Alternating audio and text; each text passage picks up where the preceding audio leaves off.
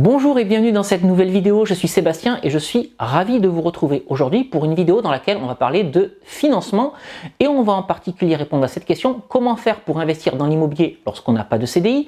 Comment faire pour investir dans l'immobilier lorsqu'on n'a pas d'apport? Bref, comment faire pour investir dans l'immobilier quand on n'est pas finançable aux yeux des banques? Alors, avant que je rentre dans tout le détail de cette vidéo, si vous vous retrouvez pour la première fois sur cette chaîne YouTube, je vous souhaite la bienvenue, je suis ravi de vous accueillir. On est ici sur une chaîne qui parle d'immobilier, de stratégie de location à haut rendement et de la manière dont il est possible de se créer des revenus complémentaires grâce à l'immobilier. Donc, n'hésitez pas à vous abonner, surtout en activant la petite cloche. Ça vous permettra d'être tenu informé en temps réel de la publication de toutes mes nouvelles vidéos. Et puis, pour vous souhaiter la bienvenue, vous avez accès à un package de bienvenue, 2 e-books et une formation de plus de 2h30 pour tout comprendre des mécaniques de l'immobilier. Pour accéder à l'ensemble de ces éléments, vous cliquez sur le i qui apparaît en haut à droite de cette vidéo et vous retrouvez également les liens d'accès à ce package de bienvenue dans la description qui se trouve juste en dessous. Alors, revenons-en maintenant au sujet du jour. Comment faire pour investir dans l'immobilier lorsqu'on n'est pas finançable? On a tous entendu dire que pour investir dans l'immobilier, il fallait avoir de l'apport, il fallait avoir des hauts revenus, il fallait être en CDI ou alors, pour les personnes qui sont à leur compte, avoir plus de 3 bilans. Tout ça, vous l'avez entendu de la bouche d'amis, de la bouche de collègues, parfois même du banquier. Tout ça, c'est des conneries. Je vais vous donner 2 exemples, à commencer par moi. Il y a plusieurs années de ça, j'ai réussi à acheter un appartement alors que j'étais inscrit à Pôle emploi. Et je vais également vous donner l'exemple de Anna Maria, qui est membre de l'un de mes programmes. Et Anna Maria, en fait, elle avait 1 000 € d'épargne sur son livret A. Et avec ces 1 000 € d'épargne sur son livret A, elle a réussi à acheter un immeuble. Alors bien entendu, c'est pas la première banque qu'elle a été consultée qui lui a accordé le financement, mais elle a fait une vingtaine de banques et c'est la 21e banque qui lui a accordé le financement.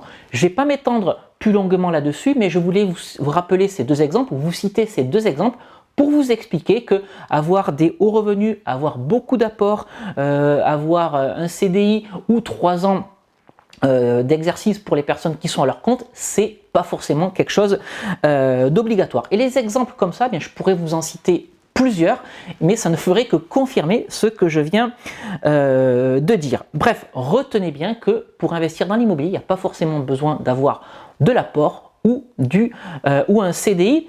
Alors, comment faire malgré tout si après avoir fait 20 banques, pourquoi pas, vous avez toujours le nom d'un banquier?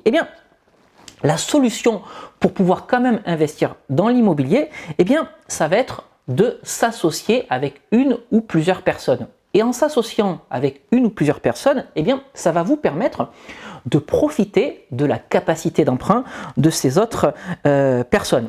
Et pourquoi est-ce que ça peut être intéressant de s'associer? Tout simplement parce qu'en vous associant, vous allez récupérer un certain pourcentage du projet immobilier et vous serez d'accord avec moi si je vous dis qu'il vaut mieux prendre un pourcentage de quelque chose plutôt que 100% de rien du tout. Et donc ça peut être intéressant si vous êtes trop juste pour concrétiser votre projet immobilier ou si vous n'avez pas la capacité d'emprunt suffisante. Donc encore une fois, l'idée c'est de s'associer avec un ou plusieurs partenaires. Alors comment est-ce qu'on fait pour s'associer avec un ou plusieurs partenaires? Vous pouvez soit acheter en indivision en nom propre, mais ce que vous pouvez faire également dans le cadre d'une association, c'est acheter en société.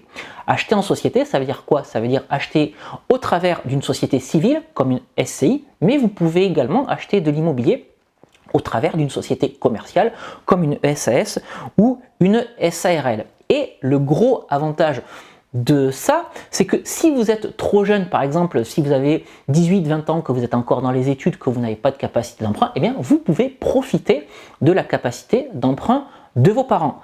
Maintenant, si vous êtes à l'inverse trop âgé, vous avez la soixantaine, vous sentez que vous êtes sur la fin de votre carrière, que les banques vont pas forcément être trop enclins à vous suivre, en tout cas facilement, là à l'inverse, vous pouvez profiter de la capacité d'emprunt de vos enfants, par exemple, pour concrétiser le projet immobilier. Et ensuite, vous allez ventiler les parts de votre société ou de votre achat immobilier en fonction soit de votre capacité d'emprunt, soit du remboursement que vous allez effectuer sur le projet immobilier.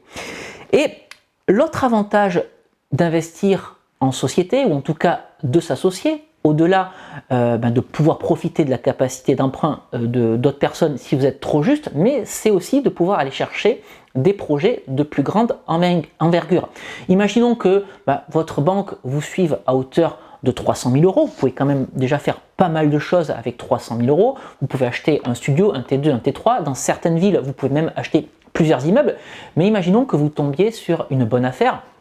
Pourquoi pas un projet à plus d'1 million d'euros. Eh bien, vous voyez qu'avec 3 ou 4 partenaires, 3 ou 4 associés, eh bien, vous allez pouvoir, avec seulement, entre guillemets, vos 300 000 euros de capacité d'emprunt, aller concrétiser ce projet immobilier. Donc, s'associer, c'est un bon moyen de concrétiser des projets immobiliers si jamais la banque ne vous suit pas du tout, mais ça vous permet également d'aller chercher des projets beaucoup plus gros, beaucoup plus importants, même si la banque vous suit. Et donc, ce qu'il faut retenir de cette vidéo, c'est qu'à partir du moment où vous souhaitez investir dans l'immobilier, la première chose à effectuer, c'est de persister. Je l'ai répété un nombre incalculable de fois sur cette chaîne YouTube. Si votre banque refuse de vous financer, allez voir une deuxième banque, allez voir une troisième banque, etc., etc. Mais vous pouvez également, comme je l'ai indiqué dans cette vidéo, profiter de la capacité d'emprunt de membres de votre famille, de partenaires, bref, de gens avec qui vous allez vous associer pour concrétiser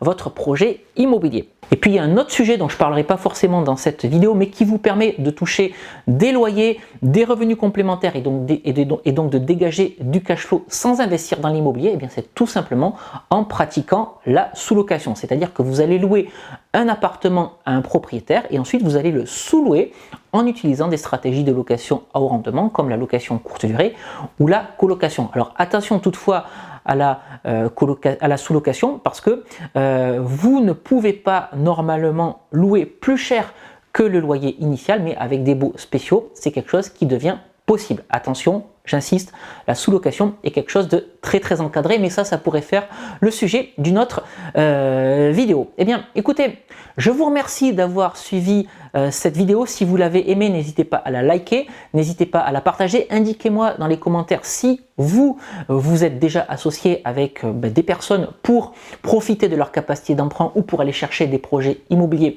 plus conséquents. On va se quitter ici pour aujourd'hui. On va se retrouver très prochainement dans une nouvelle vidéo, toujours sur cette chaîne. Et puis avant de vous quitter, je voulais quand même vous rappeler que l'immobilier, ça reste un sujet très sérieux, donc faites bien très attention avant d'investir.